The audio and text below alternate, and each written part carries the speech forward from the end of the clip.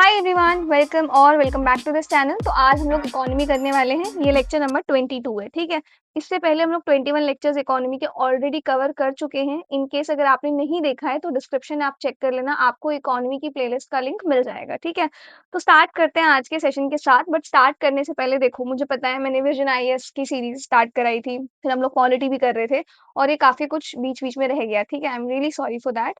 But मैं एक चीज़ आपको बताती हूँ, मेरा अब एम ये है, देखो पॉलिटी ज़्यादातर लोगों का फ़ेवरेट होता है, पॉलिटी आपको हर चैनल पे मिल जाएगा, ठीक है। 39 लेक्चर्स हमने कंप्लीट किए हैं। उसके बाद ना जो कॉन्स्टिट्यूशनल बॉडीज़ हैं, उनके बारे में आपको सिर्फ़ ये पता होना चाहिए कि वो बॉडी कॉन्स्टिट्यूशनल है कि नहीं है, उनका काम क्या है, जो एक रीडिंग आप करोगे लक्ष्मीकांत से, वो आपको समझ में आ जाएगा बहुत ईज़िली, समझ में आया?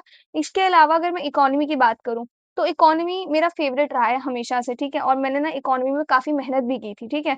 इस वजह से मैं इकोनॉमी इतने अच्छे से मतलब मैं पढ़ा पाती हूँ। दूसरी चीज़ ये है, इकोनॉमी सिर्फ़ मैं आपको ना प्री के लिए नहीं तैयार कराऊँगी कि सिर्फ़ हमने कॉन्सेप्ट कॉन्सेप्ट पढ़ लिया, हो गया, नहीं, ठीक है। बल्कि मेरा एम ये है, इसको प्री के लिए तो मैं कराऊँ ही कराऊँ, प्लस इसको मैं मेंस के लिए भी करा दूँ। तो अगर आप लोग ये पूरी सीरीज़ फ़ॉलो कर रहे हो इकोनॉमी की, इसके बाद आपको किसी और सीरीज़ को ना देखना पड़े, कोई और मतलब किसी और लेक्चर को ना खरीदना पड़े, कुछ ना ऐसा करना पड़े, ठीक है। यही आप लोगों के लिए इनफ रहे, तो प्री में मेरा एम है 500 क्वेश्चंस कराऊँ प्लस पीवाईक्यू। अगर ये आप लोग कर लेते हो तो मेरी गारंटी है आप लोग प्री में आराम से क्वेश्चंस करके आ पाओगे, ठीक है। फिर अगर मैं मेंस की बात करूँ तो मेंस में मेरा एम है कि 100 क्वेश्चंस मैं प्रैक्टिस करा दूँ प्लस पीवाईक्यू। अगर आप ये कर लेते हो तो आप मेंस के लिए भी रेडी हो इकोनॉमी के लिए। समझ में आ गया? तो ये मेरा पूरा एम है इकोनॉमी को लेके। एक बार हम लोग इकोनॉमी खत्म कर ले इस चैनल पे, उसके बाद इस चैनल पे सिर्फ और सिर्फ विजन आईएएस की ही वीडियोज़ आएँगी। क्योंकि जो भी बाकी सब्जेक्ट हैं, चाहे आप हिस्ट्री ले लो, चाहे आप ज्योग्राफी ले लो, चाहे कोई भी सब्जेक्ट आप ले लो, पॉलिटी भी ले लो आप, ये सारे ही आपको यूट्यूब पे मिल जाएँगे बहुत अच्छे से, ठीक है। इकोनॉमी में मिल जाएगा नो डाउट, लेकिन इकोनॉमी आपको इस तरीके से नहीं मिलेगा जिस तरीके से मैं करवा रही हूँ प्री प्लस मेंस के क्वेश्चंस, ठीक है। तो ये पूरा सीन है, प्लस इकोनॉमी मेरा फेवरेट भी है, इस वजह से मैं इकोनॉमी कंप्लीट करा रही हूँ। और इसके बाद हम लोग करेंगे इस चैनल पे सिर्फ विजन आईएएस की वीडियोस। विजन आईएएस हर महीने मैगजीन रिलीज करता है, जो काफी इंपॉर्टेंट है आपके लिए, ट्रस्ट मी, जब मैं कह रही हूँ ना काफी इंपॉर्टेंट है। तो खैर उसकी बात किसी और उसमें करेंगे, तो वो मैं एक बार इकोनॉमी हो जाए फिर मैं उसको स्टार्ट करा दूंगी, ठीक है। अब इकोनॉमी की बात करते हैं, तो 22वां लेक्चर है आज हमारा। इसके अलावा आई थिंक 28 लेक्चर तक आपका इकोनॉमी कॉन्सेप्ट कॉन्सेप्ट आपका क्लियर हो जाएगा, पूरा पूरा कवर हो जाएगा, ठीक है। इसके बाद हम लोग करेंगे मेंस के questions 100 plus PYQ, and then हम लोग करेंगे प्री के क्वेश्चंस, ठीक है।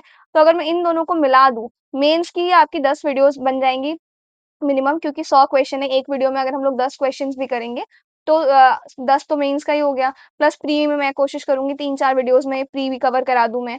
तो मोर और लेस इस 28 लेक्चर्स के बाद आपके 15 लेक्चर्स और मान लो, तो आप ऐसा मान के चलो 45 के आसपास आपकी वीडियोस जो हैं और आएंगी। 45 लेक्चर्स टोटल इकोनॉमी के रहेंगे टोटल, ठीक है। अभी ये हमारा 20 सेकेंड है। तो ये पूरा इकोनॉमी को लेके है। देखते हैं अगर दिसंबर तक हो पाता है तो। दिसंबर तक अगर नहीं हो पाया तो जनवरी तक तो हो ही जाएगा, लेकिन जनवरी 2026 से ये मेरी गारंटी है कि मैं आप लोगों को हर महीने की जो विजन आईएएस की मंथली मैगजीन है ना, मैं वो कंप्लीट कराऊंगी आपको। समझ में आ गया? ये मेरी गारंटी है पक्का। और ये मैं बहुत अच्छे से कराऊंगी, जिससे आप लोगों के मन में कोई डाउट नहीं रहेगा, बहुत अच्छे से आप लोग समझ पाओगे, ठीक है। तो ये पूरा मेरा आगे का वो रहने वाला है इस चैनल को लेके। और इस पे जितनी भी वीडियोज़ हैं, जैसे पॉलिटी की वीडियो हो गई या फिर जो भी पुराने विजन आईएएस की वीडियोज़ थी, तो मैं सोच रही थी उनको हटा देते, सिर्फ़ इकोनॉमी रखते एंड इकोनॉमी के बाद विजन आईएएस की वीडियोज़ रखते। बट आप में से काफ़ी लोगों ने कमेंट किया मत हटाओ, मत हटाओ। तो मैं पॉलिटी की या फिर विजन आईएएस की कोई भी पुरानी वीडियोज़ मैं नहीं हटा रही हूँ। और इकोनॉमी हम लोग कंप्लीट करेंगे, उसके बाद फिर विजन आईएएस जनवरी 2026 से हम लोग मंथली मैगज़ीन्स कंप्लीट करेंगे, ठीक है। आई होप ये सारे जो भी आप लोग पूछ रहे थे मेरे से, उसका आंसर मैंने किया है। एंड अब आते हैं मेन चीज़ पे। आप लोग काफ़ी लोग मुझसे बुक लिस्ट वगैरह पूछते हो कि आपने कौन-सी बुक ली थी?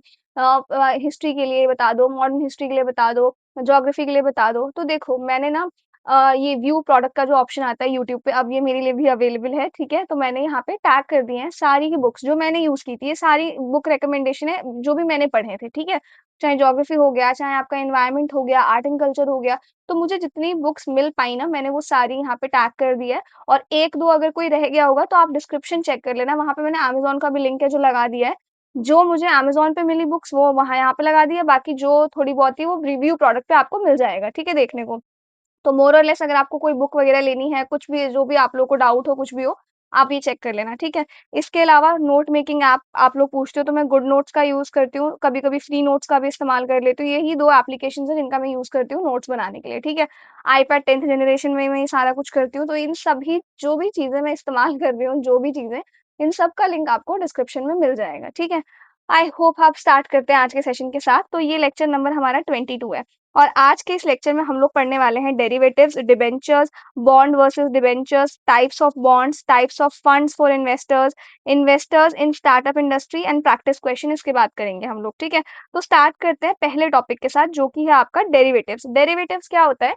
तो ऐसा होता है ना कि हम लोग एक कॉन्ट्रैक्ट बनाते हैं। जैसे अगर मैं आपको बोलूँ कि आपकी कंपनी है तो आप बोलोगे हाँ, मैं मेरी पेन बनाने की कंपनी है, मैं ₹2 का पेन अभी सोच रही हूँ कि बेचूँ, जून से मेरी कंपनी शुरू होगी, जनवरी से मेरी कंपनी शुरू होगी फॉर एग्ज़ाम्पल। तो मैं बोलूँगी जनवरी से, तो आप ₹2 का पेन बेचोगे, तो आप क्योंकि अभी आपकी सेल स्टार्ट हो रही है, तो आप क्या बोलोगे? हाँ, शायद मैं ₹2 का ही बेचूँगी। तो मैंने अभी वो कॉन्ट्रैक्ट बनवा लिया है आपसे कि आप जब भी ये कंपनी अपनी स्टार्ट करोगे जनवरी में, मुझे आप ₹2 के हिसाब से 100 पेन दोगे। तो टोटल ₹200 हो गए, तो ₹200 में आप मुझे 100 पेन जो है प्रोवाइड करोगे। ये कॉन्ट्रैक्ट मैंने अभी आपसे बनवा लिया है, जबकि आप जो सेल्स है वो जनवरी से करोगे। समझ में आ गया? तो बेसिकली डेरिवेटिव्स आपके क्या होते हैं? डेरिवेटिव्स ऐसा फाइनेंशियल कॉन्ट्रैक्ट होता है, जो आप बनाते हो डिपेंड करने के लिए कि अगर ये एसेट है, इसकी फ्यूचर में ये वैल्यू रहेगी, मैं इस वैल्यू के हिसाब से इस एसेट को फ्यूचर में खरीदूँगी। समझ में आ गया क्या बोला मैंने? कोई एक पर्टिकुलर एसेट है, जैसे हमारे केस में हम लोग पेन सोच रहे थे, तो ये पेन है। इस पेन को मैं खरीदूँगी आज से 2 महीने बाद, 10 महीने बाद, 2 साल बाद, 10 साल बाद, whatever the time period is, ठीक है? और उस टाइम पीरियड में इस पेन को खरीदने के बाद मैं खरीदूँगी, जो भी रेट हम दोनों मिलके डिसाइड करेंगे, जो खरीदने वाला है और जो बेचने वाला है, ठीक है? इन दोनों ने मिलके जो भी रेट डिसाइड कर लिया, सपोज़ ₹5 रेट डिसाइड कर लिया है, तो ₹5 के हिसाब से मैं आपसे ये पेन 10 महीने बाद जो है वो खरीदूँगी। समझ में आ गया? ये जो कॉन्ट्रैक्ट है ना, ये कॉन्ट्रैक्ट आपका क्या कहलाता है? डेरिवेटिव्स। तो डेरिवेटिव्स आपके फ्यूचर के कॉन्ट्रैक्ट होते हैं, समझ में आ गया? फ्यूचर में कोई चीज़ अगर आप खरीदोगे, कोई भी किसी भी चीज़ की वो बात अगर हो, तो वो आपका कहलाता है डेरिवेटिव। तो बेसिकली डेरिवेटिव एक तरीके का क्या है? फाइनेंशियल कॉन्ट्रैक्ट होते हैं। जिनकी जो वैल्यू है वो किसी भी अंडरलाइंग एसेट जैसे हमारे केस में पेन था, ऐसे कोई भी एसेट हो सकता है उस पर डिपेंड करता है। समझ में आ गया? यानी कि उनका असली प्राइस किसी और चीज़ से डिराइव होता है। ये जो डेरिवेटिव हम नाम दे रहे हैं इसका जो असली जो प्राइस है वो कहाँ से आया है? किसी चीज़ के प्राइस से आया है, समझ में आ गया? किसी चीज़ से उसका जो नाम है ना वो डिराइव हो रहा है उसका जो प्राइस है वो डिराइव हो रहा है, इस वज़ह से उसको हम लोग कहते हैं डेरिवेटिव्स। समझ में आ गया? अब यहाँ तो मैंने आपको पेन के एग्ज़ाम्पल से बताया, बट वो एसेट इनमें से कुछ भी हो सकते हैं। इक्विटी हो सकता है, जैसे कि मैं अगर बोलूँ कि आप आईपीओ रिलीज़ करोगे फ़रवरी में, आप बोलोगे हाँ, तो ठीक है, मैं ना आपकी कंपनी के शेयर्स खरीदूँगी, आप कितने रुपए में बेचोगे? आप बोलोगे ₹100 पर शेयर। तो मैं अभी से वो कॉन्ट्रैक्ट बना लेती हूँ कि मैं 5% आपकी कंपनी का लूँगी ₹100 के हिसाब से, समझ में आ गया? वो काम होगा फ्यूचर में लेकिन वो कॉन्ट्रैक्ट मैंने आपसे अभी बनवा लिया है, तो दैट इज़ कॉल्ड डेरिवेटिव्स, ठीक है? अब जैसे इक्विटी का एग्ज़ाम्पल दिया, इंडाइसेस का एग्ज़ाम्पल है, कमोडिटीज़, गोल्ड, ऑयल, व्हीट कुछ भी हो सकता है, करेंसी यूएस या आईएनआर कुछ भी, जैसे मैं यूएस डॉलर अभी एक डॉलर 84 या 85 चल रहा है इंडियन करेंसी के हिसाब से, तो मैं अभी बोलूँ कि मैं ना ये जो यूएस डॉलर्स है ना, ये मैं आपसे फ़रवरी में परचेज़ करूँगी ₹84 के हिसाब से। अब अगर फ़रवरी में वो डॉलर की वैल्यू रुपीस के कंपैरिज़न में 84 से 90 ही क्यों ना पहुँच गया हो, 84 से 70 क्यों ना पहुँच गया हो, लेकिन क्योंकि हमारा कॉन्ट्रैक्ट 84 पे आज डिसाइड हुआ है, तो मुझे फ़रवरी में 84 पे ही वो खरीदना पड़ेगा। समझ में आ गया? तो दैट इज़ कॉल्ड आपका करेंसी। इसके बाद इंटरेस्ट रेट बॉन्ड्स मतलब ये वो एसेट हैं जिनकी वैल्यूज़ जो है हम लोग तय करते हैं कि फ्यूचर में इस अमाउंट पे खरीदेंगे और ये जो कॉन्ट्रैक्ट है आपका, ये कॉन्ट्रैक्ट आपका कहलाता है डेरिवेटिव्स। समझ में आ गया? ईज़ी टू अंडरस्टैंड था? जैसे कि अगर मैं आपको एक और एग्ज़ाम्पल देती हूँ, जैसे कि मान लो कि आप ना आज आम जो है वो ₹100 पर केजी है, आम का रेट, ठीक है? तो हमारा एक फ्रेंड है मान लो, वो बोल रहा है कि 1 महीने बाद ना आम का जो रेट है ना वो ₹150 हो जाएगा। तो मैं क्या करती हूँ, मैं एक कॉन्ट्रैक्ट बना लेती हूँ कि एग्री करती हूँ कि 1 महीने बाद ना मैं आम आप मुझे ₹120 में बेचोगे तो मैं 1 महीने बाद खरीदूँगी। चाहे मार्केट प्राइस 150 हो, 90 हो, 80 हो, तो ये जो कॉन्ट्रैक्ट बनेगा ना ये एक डेरिवेटिव कॉन्ट्रैक्ट होगा। समझ में आ गया? अगर प्राइस बढ़ गया तो मैं प्रॉफिट में हूँ, प्राइस कम हो गया तो मैं लॉस में हूँ। समझ में आ गया? तो यहाँ जो प्राइस है कहाँ से डिराइव हो रहा है? आम से डिराइव हो रहा है। समझ में आ गया? तो इस वज़ह से ये आपका डेरिवेटिव कहलाता है। तो ये डेरिवेटिव मेनली यूज़ होते हैं हेजिंग के लिए। अब हेजिंग क्या है भी समझाऊँगी, देन स्पेक्युलेशंस के लिए एंड आर्बिट्रेज के लिए। समझ में आ गया? इन 3 कामों के लिए इन डेरिवेटिव्स का इस्तेमाल जो है किया जाता है। अब हेजिंग क्या है? अगर आपको डेरिवेटिव समझ में आ गया, वही हेजिंग है, कोई ज़्यादा डिफरेंस नहीं है। तो बेसिकली हेजिंग क्या है कि अगर मतलब मुझे डर है कि मुझे कोई चीज़ खरीदनी है, लेट्स सपोज़ गोल्ड खरीदना है, ठीक है? लेकिन मुझे डर है कि मैं अगले साल अगर गोल्ड खरीदूँगी तो गोल्ड के प्राइसेज़ बढ़ सकते हैं, समझ में आ रहा है? तो मैं उस चीज़ मतलब उस रिस्क से बचने के लिए मैं आज ही एक कॉन्ट्रैक्ट अपने ज्वेलर के साथ बना रही हूँ कि मैं आपसे गोल्ड खरीदूँगी, लेकिन आप मुझे गोल्ड 10,000 10 ग्राम के हिसाब से दोगे, समझ में आ गया? भले ही 1 साल बाद उसकी वैल्यू 20,000 हो, 50,000 हो, 5,000 हो, डज़न्ट मैटर। लेकिन आज वो कॉन्ट्रैक्ट आपने अपने ज्वेलर के साथ बना लिया है, समझ में आ गया? तो ये क्यों बनाया आपने? क्योंकि आपको डर है कि फ्यूचर में उसकी वैल्यू जो है वो बढ़ सकती है। क्लियर है ये चीज़? तो ये आपका हेजिंग कहलाता है। ये ध्यान रखना। तो किसी भी तरीके का फाइनेंशियल लॉस ना हो मुझे, इस चीज़ से बचने के लिए ये चीज़ जो है हेजिंग जो है किया जाता है, ठीक है? तो बेसिकली ये किसी भी चीज़ में किया जा सकता है, इन्वेस्टमेंट में, बिज़नेस में, एसेट में, किसी भी चीज़ में। समझ में आ गया? तो बेसिकली हेजिंग क्या है? हेजिंग बेसिकली एक तरीके से रिस्क से बचने का तरीका है, यानी कि अगर फ्यूचर में प्राइस बढ़ गया या गिर गया, तो आप आज ही अपनी पोज़ीशन जो है सिक्योर कर लेते हो ताकि आपका लॉस जो है फ्यूचर में ना हो। समझ में आ गया? तो बेसिकली हेजिंग क्या है? इंश्योरेंस है। किस चीज़ का इंश्योरेंस है? मेरी इन्वेस्टमेंट का इंश्योरेंस है, मेरी बिज़नेस का इंश्योरेंस है या फिर मेरे एसेट का इंश्योरेंस है जो मैं खरीदने वाली हूँ। समझ में आ गया? तो ये था। अब जैसे एग्ज़ाम्पल है इसका यहाँ पे दे रखा कि मान लो मैं एक फार्मर हूँ, एक किसान हूँ जो कि व्हीट जो है बेचेगा 2 महीने बाद, समझ में आ गया? आज का प्राइस क्या है? 2000 है पर क्विंटल के हिसाब से, ठीक है? नाउ अब डर ये है कि जो प्राइसेज़ है ना 2 महीने बाद 1600 पे ना आ जाएँ। क्लियर है ये चीज़? तो मैं क्या करती हूँ, मैं ना एक फाइनेंशियल कॉन्ट्रैक्ट बनाती हूँ किसी के साथ, उसको मैं ये बोलती हूँ कि मैं आपको 2 महीने बाद ना ये 2000 में बेचूँगी। आप इस चीज़ से एग्री करते हो? तो वो भी बंदा बोलता है, हाँ ठीक है, मैं एग्री करता हूँ। तो ये चीज़ अब ये मेरी सिक्योर हो गई है। अब अगर 2 महीने बाद 1600 ही क्यों ना हो प्राइस, चाहे 4000 ही क्यों ना पहुँच जाए प्राइस, मेरा वो बिकेगा किसमें 2000 में। तो इसमें हुआ क्या, अगर रेट गिर गया तो मैं सेफ हूँ, मैं मेरा कोई लॉस नहीं हुआ। अगर रेट बढ़ गया तो हो सकता है मुझे थोड़ा कम प्रॉफिट मिलेगा, समझ में आ गया? बट स्टिल मैं प्रोटेक्टेड हूँ इस केस में, क्योंकि ये जो 2000 का रेट डिसाइडेड हुआ है, ये मेरा कुछ प्रॉफिट निकालने के बाद ही डिसाइड हुआ है ना, राइट? तो इस केस में मैं क्या हूँ, थोड़ी-सी सेफ हूँ। नेक्स्ट आ जाओ, तो ये जो प्रोटेक्शन है ना, ये प्रोटेक्शन कहलाता है आपका हेजिंग। ये दोनों साइड से हो सकता है, जैसे कि मैं अभी खरीदने वाली हूँ, मैं अभी मुझे अगर कोई चीज़ खरीद मैं अभी कस्टमर हूँ, जैसे कि यहाँ पे व्हीट की बात हो रही है, ठीक है? ये तो सेलर ने अपना रिस्क कम करने के लिए ना, सेलर को लग रहा है कि उसके जो भी आइटम है, उसका रेट जो है 2 महीने बाद गिर जाएगा, तो सेलर ने ये कॉन्ट्रैक्ट बनाया है। पर जो कस्टमर है, वो भी ये कॉन्ट्रैक्ट बना सकता है। तो हेजिंग आपका दोनों तरीके से होता है, रिस्क से बचने के लिए। समझ में आ गया? इसके बाद आ जाओ, हेजिंग यूज़ कौन करता है ये प्रोसेस? फार्मर्स यूज़ करते हैं क्रॉप के प्राइसेस से बचने के लिए। एयरलाइन कंपनीज यूज़ करती हैं, इम्पोर्टर्स, एक्सपोर्टर्स यूज़ करते हैं, इन्वेस्टर्स एंड कंपनीज यूज़ करती हैं। तो ये आपको पता होनी चाहिए क्योंकि प्री में ये क्वेश्चन आपसे बन सकता है, ठीक है? इसका पर्पस क्या है हेजिंग यूज़ करने का? तो सबसे पहला पर्पस तो ये है कि इससे रिस्क जो है थोड़ा कम हो जाता है। देन जो भी अनसर्टेनिटी आ सकती है मार्केट में प्राइस को लेके, बढ़ सकता है, गिर सकता है, उस चीज़ से हमको प्रोटेक्ट करता है ये, और फाइनेंशियल स्टेबिलिटी हम लोगों को प्रोवाइड करता है हेजिंग, ठीक है? नाउ हेजिंग किसके लिए है? हेजिंग नुकसान से बचाने के लिए है, समझ में आ गया? प्रॉफिट बनाने के लिए नहीं है हेजिंग, ये चीज़ ध्यान रखना। यहाँ पे क्या हो रहा है, यहाँ पे फार्मर जो है 2000 तो पहले ही बिक रहा था, आज का प्राइस है, तो ये जो आज का प्राइस है तो प्रॉफिट लेके है, ठीक है? लेकिन इसको डर किस चीज़ का है कि 2 महीने बाद मुझे नुकसान हो सकता है, 1600 पे कहीं ना आ जाए। जैसी आजकल की सिचुएशन चल रही है, उस हिसाब से इसका प्राइस गिर सकता है, तो मुझे नुकसान होगा। तो उस नुकसान से बचने के लिए फार्मर ने यहाँ पे कॉन्ट्रैक्ट बनाया है, समझ में आ गया?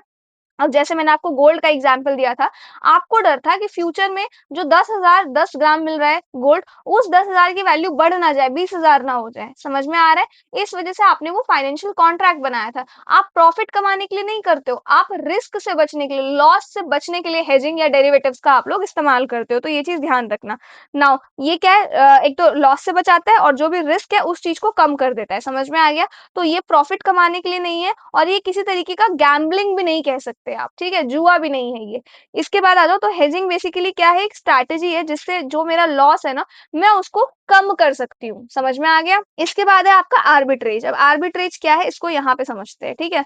तो ये हूँ मैंने देखा कि अरे दिल्ली में ना व्हीट जो है मुझे सस्ता मिल रहा है, ठीक है?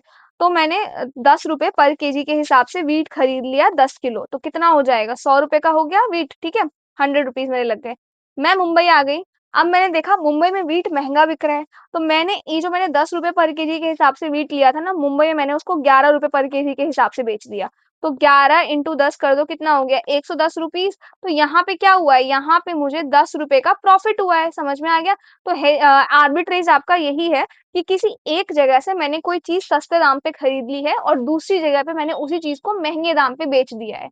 समझ में आ गया? तो यही आपका आर्बिट्रेज होता है। तो यहाँ मैं क्या कमाती हूँ? यहाँ मैं प्रॉफिट कमाती हूँ। हेजिंग में क्या करती हूँ? मैं हेजिंग में जो मेरा रिस्क है ना, मैं उस चीज से बचती हूँ, रिस्क को कम करती हूँ, ठीक है? अब मेरा जो नुकसान है वो कम से कम हो, ये मेरा पर्पस रहता है हेजिंग को लेके। लेकिन इसको लेके क्या है? आर्बिट्रेज को लेके, आर्बिट्रेज में मैं प्रॉफिट कमा रही हूँ। समझ में आ गया? तो बेसिकली ये एक स्ट्रैटेजी है जिससे मैं रिस्क फ्री प्रॉफिट, यानी कि यहाँ मुझे कोई रिस्क नहीं है किसी भी तरीके का, ठीक है? यहाँ अगर महंगा बिकेगा तो मैं बेचूंगी, यहाँ नहीं बिकेगा कहीं और बेचूंगी, और अगर नहीं बिकेगा तो मैं नहीं बेचूंगी। तो इस तरीके से ये एक रिस्क फ्री प्रॉफिट होता है जो किसी एसेट के जरिए आप कमा सकते हो। समझ में आ गया? तो इसको आप एक मार्केट में खरीद सकते हो और दूसरे मार्केट में हायर प्राइस में सेम टाइम में बेच सकते हो। तो ये आपका कहलाता है आर्बिट्रेज। अब ये काम कैसे करता है? तो बस वही है, सेम थिंग है, लेकिन उसका जो प्राइस है वो डिफरेंट है। डिफरेंट मार्केट में दिल्ली में अलग प्राइस है, मुंबई में अलग प्राइस है। तो आप एक जगह से सस्ता खरीद रहे हो और दूसरी जगह पे महंगा आप उस चीज को बेच रहे हो। समझ में आ गया? जैसे इसका एग्जांपल है, गोल्ड प्राइस दिल्ली में 60,000 10 ग्राम का है, ठीक है? गोल्ड प्राइस मुंबई में 6,500 है 10 ग्राम का। तो आपने दिल्ली में खरीदा, आपने मुंबई में बेच दिया, आपको 500 रुपए का प्रॉफिट हो गया यहाँ पे। तो ये ऑलमोस्ट आपका रिस्क फ्री था, ठीक है? इसके बाद आ जाओ स्टॉक मार्केट के केस में। देखो आपने क्या किया, एक्स वाई जेड कोई कंपनी है, इसके शेयर्स आपने एनएसई पे खरीद लिए 100 रुपए के, और इसी सेम शेयर को आपने बीएसई पे बेच दिया है 102 रुपए में। अब जिसने पहले वाला वीडियो देखा है उसको एनएसई और बीएसई के बारे में काफी अच्छे से पता होगा। नाउ सेम वहीं पे चीज है ये यहाँ पे। तो बेसिकली आपने एक जगह से सस्ती जगह से खरीदा और दूसरी जगह में महंगे दाम में उसको बेच दिया। तो आर्बिट्रेज बेसिकली आपका एक रिस्क फ्री या बहुत ही कम लेवल का रिस्क है प्रॉफिट कमाने के लिए। समझ में आ गया? तो ये बस वही है, प्राइस डिफरेंसेस है दो जगहों में, दो मार्केट में, एक जगह से खरीद लिया दूसरी जगह पे बेच दिया। इसके बाद है helps in price equalization across market. तो बेसिकली होता क्या है ना, जो ये आर्बिट्रेज है ना, इसके ज़रिए ना जो भी प्राइस डिफरेंस है, जैसे कि दिल्ली में और मुंबई में प्राइस का डिफरेंस है। दिल्ली में मान लो कोई चीज़ 10 रुपए की बिक रही है, मुंबई में वो चीज़ 12 रुपए की बिक रही है, ठीक है? तो लोग क्या कर रहे हैं, यहाँ से खरीद रहे हैं और यहाँ पे बेच रहे हैं, ठीक है? प्रॉफिट कमा रहे हैं। अब इससे हो क्या रहा है ना, जो प्राइस डिफरेंस है इन दोनों ही जगहों पे 2 रुपए का, ये प्राइस डिफरेंस भी स्लोली स्लोली करके खत्म हो जाएगा। कैसे खत्म हो जाएगा? देखो, तो जहां पे प्राइस कम है, यहाँ पे प्राइस कम है, यहाँ पे डिमांड आपकी बढ़ेगी, ठीक है? डिमांड बढ़ती है तो क्या हो जाता है, प्राइस ऊपर चला जाता है। समझ में आ गया? और यहाँ पे क्या है, यहाँ पे ज्यादा लोग सेल कर रहे हैं, ठीक है? तो सप्लाई यहाँ पे बढ़ रही है, यानी कि ज्यादा एक्सेसिबल है, ज्यादा लोगों के पास कस्टमर जा रहे हैं। तो कस्टमर देख रहा है यहाँ 12 रुपए का बिक रहा है ये सामान, तो अब दूसरा बंदा चाह रहा है उसको 11 रुपए में बेच दे, तो कस्टमर उसके पास चला जा रहा है। तो यहाँ पे आप देखो, यहाँ पे क्या हो रहा है, डिमांड बढ़ गया है, डिमांड बढ़ने की वजह से प्राइस बढ़ जाएगा, और यहाँ पे सप्लाई बढ़ने की वजह से प्राइस आपका कम हो जाएगा। समझ में आ गया? तो इवेंचुअली एक पॉइंट के बाद ये 12 रुपए वाली चीज भी यहाँ पे 10 रुपए में बिकने लग जाएगी। समझ में आ गया? तो ये जो प्राइस डिफरेंस था दिल्ली और मुंबई के बीच में, आर्बिट्रेज के जरिए ये प्राइस डिफरेंस धीरे धीरे जो है आपका कम हो जाता है। समझ में आ गया? Now done by arbitrageurs. तो ये जो लोग आर्बिट्रेज करते हैं उनको आर्बिट्रेजर्स बोलते हैं। समझ में आ गया? इसके बाद वर्क्स इन, ये कहाँ पे होता है, स्टॉक में होता है, कमोडिटीज में होता है, करेंसी में होता है, क्रिप्टो में होता है। तो इन सब जगहों पे आर्बिट्रेज जैसी चीजें जो है होती है बहुत सारे मार्केट्स में। समझ में आ गया? इसके बाद आ जाओ इधर, हु डज आर्बिट्रेज, करता कौन है ये? तो ट्रेडर्स करते हैं, बिग फाइनेंशियल इंस्टीट्यूशंस करते हैं, बैंक्स करते हैं, आर्बिट्रेज फंड्स करते हैं। तो ये सारे ही लोग इन एक्टिविटीज में इन्वॉल्व रहते हैं। समझ में आ गया? अच्छा, अब यहाँ पढ़ने से पहले ऊपर आ जाओ। इधर देखो, मैंने आपको क्या बताया था कि ये जो है आपका डेरिवेटिव्स, ये तीन चीजों में होता है। सबसे पहले हेजिंग में होता है। तो हेजिंग हमें पता चल गया क्या होता है। हेजिंग, फ्यूचर में कोई चीज बढ़ेगी घटेगी किसी का प्राइस, तो उसका कॉन्ट्रैक्ट मैंने आज ही बना लिया है। दूसरा क्या है, स्पेक्यूलेशंस, ये हमने डिस्कस नहीं किया है। तो स्पेक्यूलेशंस क्या होते हैं? तो स्पेक्यूलेशंस का मतलब होता है आपका अंदाजा लगाना। समझ में आ गया? मतलब कि फ्यूचर में इस चीज का प्राइस ऊपर जाएगा नहीं जाएगा, ऐसा गेस जो लोग करते हैं ना, वो गेस करके प्रॉफिट कमाने की जो कोशिश होती है, उस चीज को कहते हैं हम लोग स्पेक्यूलेशन। समझ में आ गया? ये बहुत ज़्यादा रिस्की काम है, बहुत ही ज़्यादा रिस्की काम है, और बहुत ही ज़्यादा हाई प्रॉफिट इसमें मिलता है। समझ में आ गया? इसमें लोग एक तरीके से, आप ये मान लो जुआ नहीं कहेंगे, बट उसी के तरीके का है कि ना, लोग फ्यूचर में प्राइसेस इसके बढ़ेंगे उस चीज को लेके प्रिडिक्शन करते हैं। समझ में आ गया कि कोई शेयर है आप 100 रुपए में खरीद लो, आपको कन्विंस करेंगे इस दाम में कि ये जो है 200 रुपए का बढ़ेगा। बहुत ही ज्यादा हाई मतलब स्पेकुलेशंस किए जाते हैं पहले हिस्ट्री को देख के कि अरे इस शेयर के प्राइसेस ऐसे बढ़े हैं, इस तरीके का ये परफॉर्म कर रहा है कंपनी, तो इसके प्राइसेस जो है वो बढ़ेंगे ही बढ़ेंगे, आप खरीद लो। तो इस तरीके के जो स्पेकुलेशंस होते हैं ना, दैट इज कॉल्ड स्पेक्यूलेशंस। ठीक है, तो ये चीज है आपका स्पेक्यूलेशन। आर्बिट्रेज मैंने आपको बता ही दिया है, एक जगह से सस्ती जगह से हमने खरीद लिया और महंगी जगह पे बेच दिया उस चीज को। ठीक है, नाउ अब इसका बीच का डिफरेंस देखते हैं, हेजिंग और स्पेक्यूलेशन। बेसिकली तीनों ही है, हेजिंग, स्पेक्यूलेशन, आर्बिट्रेज। तो ये मैंने आपको बता दिया, ये रिस्क से प्रोटेक्शन हमको दिलाता है, ये रिस्क फ्री प्रॉफिट है। ठीक है, ये रिस्क टेकिंग है हाई प्रॉफिट के लिए, यानी कि इसके अगर मैं आपसे पूछूं तीनों में सबसे ज्यादा हाई प्रॉफिट कहाँ पे होता है, तो स्पेक्यूलेशन में होता है। क्योंकि यहाँ पर ना होता क्या है, लोग अंदाजा लगा रहे हैं, रिस्क ले रहे हैं और बहुत ही हाई प्रॉफिट कमा रहे हैं। तो ये सबसे ज्यादा रिस्की है और सबसे ज्यादा प्रॉफिटेबल है। ठीक है, नाउ ये सेफ्टी पे फोकस करता है, ये सिर्फ आपका प्रॉफिट पे फोकस करता है, ये प्राइस डिफरेंसेस पे फोकस करता है कि कहाँ सस्ता मिल रहा है, कहाँ महंगा बेच सकते हैं, इस तरीके से। ठीक है, ये प्रॉफिट हो सकता है रिड्यूस कर दे टाइम आने पे, लेकिन ये लॉस में नहीं जाने देगा आपको। ठीक है, जैसे 200 रुपए की कोई चीज है, आपने 200 रुपए डिसाइड कर लिए, तो 200 से नीचे आप नहीं बेचोगे, 200 पर ही बेचोगे। समझ में आ गया, उससे ऊपर का ही आप कॉन्ट्रैक्ट बनाओगे या तो 200 का ही बनाओगे। ठीक है, तो ये है आपका हेजिंग। ये तो बिग प्रॉफिट, या फिर आपको प्रॉफिट होगा या तो आपको लॉस होगा। ठीक है, क्योंकि यहाँ पे आप अंदाजा लगा रहे हो, एक तुक्का लगा रहे हो, एक गेस कर रहे हो। ठीक है, ये स्मॉल है बट सेफ प्रॉफिट के लिए है, भले आपको माइनर अमाउंट में मिलेगा प्रॉफिट, एक मिल जाएगा, 0.01 मिल जाएगा, लेकिन मिल जाएगा। ठीक है, तो बस वही है। और आर्बिट्रेज मैंने आपको बता ही दिया कि एक मार्केट में आप उसको चीप भाव पे, यानी कि सस्ते दाम पे खरीद रहे हो, और दूसरे मार्केट में उसको आप एक्सपेंसिव भाव में बेच रहे हो। समझ में आ गया, तो ये आपका आर्बिट्रेज था। इसके बाद आ जाओ टाइप्स ऑफ डेरिवेटिव्स। डेरिवेटिव्स बता दिया मैंने आपको क्या होते हैं, एक कॉन्ट्रैक्ट होता है, राइट। इसके टाइप्स भी होते हैं। ठीक है, सबसे पहला है आपका फ्यूचर। फ्यूचर क्या होता है, फ्यूचर डेरिवेटिव जो है ना, ये एक अग्रीमेंट है, एक कॉन्ट्रैक्ट है, जिसमें आपका बायर और सेलर दोनों ही ये मिलके डिसाइड करते हैं कि फ्यूचर डेट पर एक फिक्स्ड प्राइस पर हम लोग इस चीज को बाय और सेल करेंगे। समझ में आ गया, तो ये एक कॉन्ट्रैक्ट बन गया है।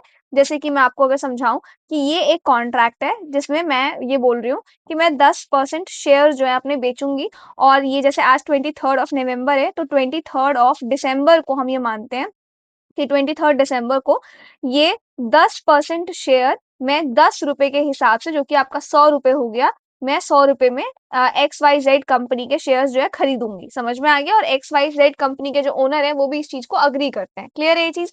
अब अगर फ्यूचर में इनकी कंपनी के शेयर के प्राइस बढ़ गए, जैसे 10 रुपए से 11 रुपए हो गए, 12 हो गए, 50 हो गया, 100 हो गया, या फिर घट गया, एक पे ही क्यों ना आ गया, लेकिन ये रेट जो है ना, ये रेट आपका डिसाइडेड ही रहेगा। समझ में आ गया, तो फ्यूचर में अगर एक चीज हमने फ्यूचर डेरिवेटिव, ये कॉन्ट्रैक्ट अगर हमने बना लिया है, उसके बाद फ्यूचर में प्राइस कितना भी बढ़े कितना भी घटे, इस अग्रीमेंट को हम लोग नहीं तोड़ सकते हैं। समझ में आ गया, तो ये जो अग्रीमेंट है ना, ये आपका एक कंपल्शन है, दोनों को ही फॉलो करना पड़ेगा। ठीक है, और ये जो अग्रीमेंट है ना, ये ऐसा नहीं होता कि बाय और सेलर बैठ गए और दोनों ने मिलकर ये अग्रीमेंट बना लिया, नहीं, बल्कि ये आपके जो स्टॉक प्लेटफॉर्म्स होते हैं ना स्टॉक मार्केट के, उन प्लेटफॉर्म्स पे बनाया जाता है, एनएससी पे, बीएसई पे। ठीक है, तो इन पब्लिक प्लेटफॉर्म्स पे इन कॉन्ट्रैक्ट्स को बनाया जाता है, इस वजह से इन कॉन्ट्रैक्ट्स को आप लोग तोड़ भी नहीं सकते हो। समझ में आ गया।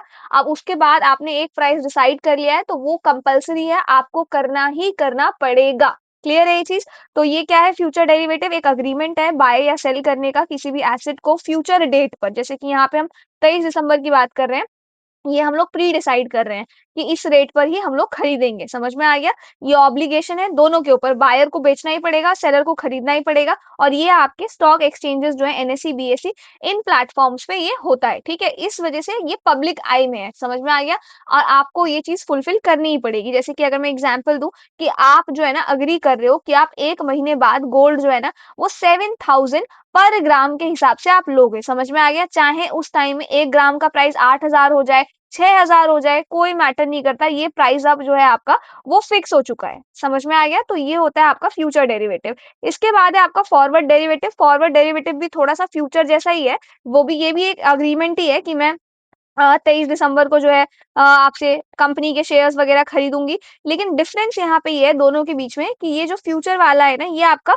पब्लिक प्लेटफॉर्म पे रहता है, ट्रेड होता है स्टॉक एक्सचेंज पे, ठीक है। लेकिन फॉरवर्ड वाला जो है ना, ये प्राइवेटली जो बायर है सेलर है ये दोनों मिलके बनाते हैं इस अग्रीमेंट को, समझ में आ गया। तो ये अग्रीमेंट आपके प्राइवेट होते हैं, यहाँ पे बायर और सेलर जो है आपस में डायरेक्टली कॉन्ट्रैक्ट जो है बनाते हैं। बल्कि लेकिन यहाँ पे ऐसा कोई सीन नहीं है, यहाँ पे बायर और सेलर डायरेक्टली नहीं होते, यहाँ पे काफी सारे लोग हैं जो इन्वॉल्व हो जाते हैं, मर्चेंट बैंकर्स हो गए आपके, ठीक है। तो इस तरीके से वो लोग इस चीज में इन्वॉल्व रहते हैं, लेकिन यहाँ पे बायर और सेलर जो है वो डायरेक्टली मिलके इस काम को करते हैं, समझ में आ गया। ये आपके एनएसई पे बीएसई पे नहीं होते, बल्कि ये प्राइवेटली किए जाते हैं। क्लियर है ये चीज। और ये जो है ना, ये देखो फ्यूचर वाले में क्या है, कंपल्शन है कि आपको उस चीज को करना ही करना पड़ेगा, ठीक है। लेकिन इसमें ऐसा कोई कंपल्शन नहीं है, क्योंकि ये प्राइवेट है तो कोई एक पार्टी ना कॉन्ट्रैक्ट यहाँ पे तोड़ सकती है, समझ में आ गया। तो कॉन्ट्रैक्ट अगर टूट गया तो फिर आपको लॉस जो है वो झेलना पड़ेगा। क्लियर है ये चीज। तो यही है, फ्यूचर डेरिवेटिव्स की तरह ही है, लेकिन ट्रेड किए जाते हैं प्राइवेटली। और ओटीसी यानी कि ओवर द काउंटर का मतलब है आपका स्टैंडर्डाइज नहीं होते, मतलब terms, quantity, quality, delivery date, ये सब कुछ बायर सेलर खुद डिसाइड करते हैं, समझ में आ गया। कोई स्टैंडर्ड ये लोग पैटर्न फॉलो नहीं करते, लेकिन ये आपका स्टैंडर्डाइज रहता है, ठीक है। इसके बाद हायर रिस्क है, कोई भी एक पार्टी अगर चला गया, किसी ने भी ऑब्लिगेशन तोड़ दिया, तो फिर दूसरे को नुकसान झेलना पड़ेगा, ठीक है। तो ये है आपका। इसके बाद इधर आ जाओ, तीसरा है आपका ऑप्शन डेरिवेटिव। ऑप्शन ना आपका फ्यूचर की तरह ही है ये भी, लेकिन फ्यूचर में क्या है, कंपल्शन है। आपने एक बार कॉन्ट्रैक्ट बना लिया, आपको खरीदना ही पड़ेगा। लेकिन यहाँ पे क्या है, यहाँ पे ना जो बायर है ना, उसके पास राइट होता है कि वो उस चीज को खरीदना चाहता है कि नहीं खरीदना चाहता है फ्यूचर में। जैसे कि मैंने यहाँ पे कॉन्ट्रैक्ट बनाया फ्यूचर डेरिवेटिव में, ठीक है। तो मुझे 23 तारीख को ना ये शेयर 10 रुपए के रेट पे ही खरीदना पड़ेगा, चाहे उस टाइम इसका प्राइस 1 रुपए क्यों ना चल रहा हो, समझ में आ गया। लेकिन ऑप्शन में क्या होता है, जो बायर है, मैं बायर हूँ, मैं खरीद रही हूँ, मेरे पास ये राइट है कि मैं 23 दिसंबर को इसको 10 रुपए के भाव में खरीदना चाहती हूँ कि नहीं खरीदना चाहती हूँ, समझ में आ गया। तो मैंने एक तरीके से लॉक लगा रखा है कि मैं, हो सकता है मैं खरीद लूंगी, लेकिन ये भी हो सकता है कि मैं नहीं खरीदूंगी, ये मेरी ऑब्लिगेशन है। अगर बायर चाहेगा तभी वो कॉन्ट्रैक्ट जो है आपका एग्जीक्यूट होगा, अगर बायर नहीं चाहेगा तो वो कॉन्ट्रैक्ट आपका एग्जीक्यूट नहीं होगा। तो ऑप्शन में ना चॉइस होती है, फ्यूचर में चॉइस नहीं है, यहाँ पे चॉइस होती है किसके पास, बायर के पास, समझ में आ गया। तो बेसिकली बायर के पास एक प्रीमियम राइट है कि वो चाहे तो करेगा, नहीं चाहेगा तो नहीं करेगा, समझ में आ गया। और इस चीज के लिए ना जो बायर होता है ना, ये राइट लेने के लिए बायर एक छोटा सा फी अमाउंट भी देता है, जिसको हम लोग प्रीमियम अमाउंट कहते हैं। उस अमाउंट में उसने ये जो ऑप्शंस का ऑप्शन है ये परचेज किया है, समझ में आ गया। तो अगर बायर कॉन्ट्रैक्ट यूज नहीं करेगा तो बस ये जो भी उसने प्रीमियम अमाउंट दिया होगा ऑप्शंस का ऑप्शन पिक करने में, उतना ही पैसा डूबेगा उसका, उतना ही पैसा जाएगा और कुछ नहीं जाएगा। क्लियर है ये चीज। तो बस यही है टाइप। अच्छा हाँ, ऑप्शन भी आपके दो टाइप के होते हैं, एक होता है आपका कॉल ऑप्शन, दूसरा होता है आपका पुट ऑप्शन। कॉल ऑप्शन में क्या होता है, right to buy. Right to buy का मतलब ये है कि मेरे ऊपर है कि मैं खरीदूंगी या मैं नहीं खरीदूंगी। मान लो कि 100 रुपए में मैंने शेयर बाय करने का राइट खरीद रखा है, कि मैं आपका जो शेयर है 23 दिसंबर को 100 रुपए में खरीदूंगी, समझ में आ गया। और इस ऑप्शन के लिए ना मैंने 5 रुपए प्रीमियम फीस भी दी है, समझ में आ गया। तो अगर फ्यूचर में ना उसका प्राइस अगर 150 हो गया तो मैं अपना राइट यूज करके शेयर खरीद लूंगी, और अगर प्राइस गिर गया है तो मैं अपना राइट यूज नहीं करूंगी, तो मेरा जो सिर्फ प्रीमियम अमाउंट था ना 5 रुपए, उसी का लॉस होगा। क्लियर है ये चीज। दूसरा है आपका पुट ऑप्शन, यहाँ पे होता है राइट टू सेल, ये इसका उल्टा है। यहाँ पे कोई बाय करने का राइट लेता है, यहाँ पे कोई सेल करने का राइट लेता है, समझ में आ गया। फॉर एग्जाम्पल मेरे पास एक शेयर है 100 रुपए का, और मुझे लग रहा है कि इस शेयर का प्राइस जो है ना वो गिर जाएगा, ठीक है। तो मैं एक पुट ऑप्शन परचेज कर लेती हूँ, मैंने 1 महीने बाद इस शेयर को 100 रुपए में मैं बेच दूंगी, इस चीज का मैंने पुट ऑप्शन लिया है, ठीक है। तो इस चीज के लिए मैंने प्रीमियम अमाउंट 5 रुपए पे भी किए हैं। नाउ फ्यूचर में क्या हो सकता है, प्राइस गिरकर 60 हो जाएगा, 100 से कुछ भी हो सकता है, गिर सकता है। तो मैं अपना राइट यूज कर सकती हूँ, 100 पर उसको सेल कर दूंगी, ठीक है। तो इससे मुझे मैसिव प्रॉफिट मिलेगा, ठीक है। या फिर प्राइस बढ़ सकता है, 130 हो सकता है, तो मैं अपना राइट यूज नहीं करूंगी और मैं नहीं बेचूंगी, तो इससे जो मैंने प्रीमियम अमाउंट पे किया था 5 रुपए, सिर्फ उसी का नुकसान होगा। मतलब यही चीज यहाँ पे लिखी हुई है।